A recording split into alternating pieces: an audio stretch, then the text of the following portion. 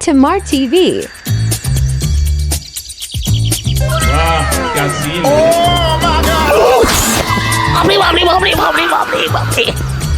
কি হলো কি? পড়ে গেছি গো, খুব জোরে পড়ে গেছি। আমার জীবনটাকে জ্বলিয়ে খেলো। শুকনো ডাঙায় পড়লে যে? তোমাকে দেখতে গিয়েই তোমার এই সর্বনাশটা হলো। কি করবো বল, এই যে এতটা বয়স হলো, তুই ছাড়া যে অন্য কোনো মেয়ের ছোঁয়া পাইনি রে। শিগগিরই ঘরে এসো। আবার অনেক থোবা দিয়েছো। এই বুড়োটাকে নিয়ে কি যে করি।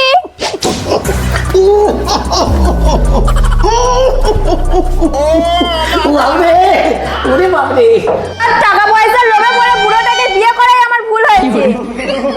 আমি তো তোমার অবাক ছাত্রের মতনই চলি, তুমি যা বলো আমি তাই করি। জল বুড়ো, তোকে খাটিয়ায় তুলবো।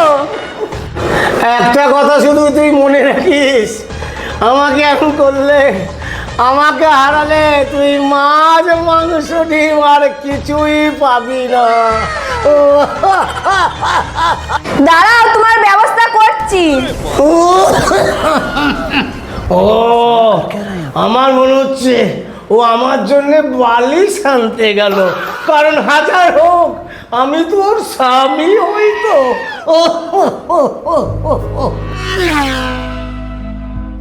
দেখেছো, একই বলে পতিব্রতা নারী, স্বামী ভক্তির তুলনা নেই। তোকে তুলতে গিয়ে আমার কদর হয়েছে। তুই করতে হয় তাহলে আমার সেবা করো। এই যে কোদের উপর বিষ পড়া। ও আরো জোরে। क्या सीन है। ও আমার কদরকে জল করে দিল। क्या सीन है। পরে আমার কোমরে ব্যামো ধরিয়ে দিল।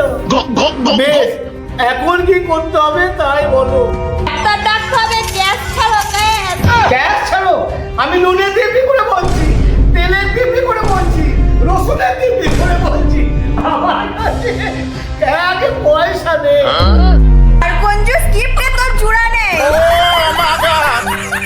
সাত ভাঙা ঘর বিক্রি করলে সেই পয়সাটা উঠে গেল।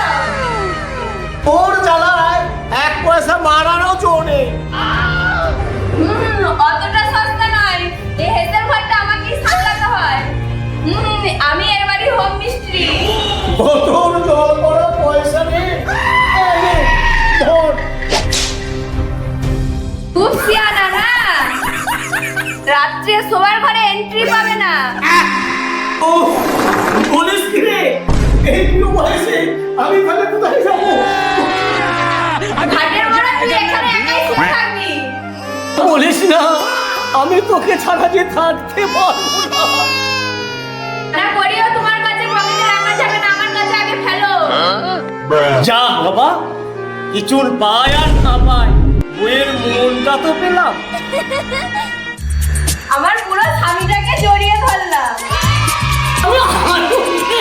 কত বড় হয়ে গেল।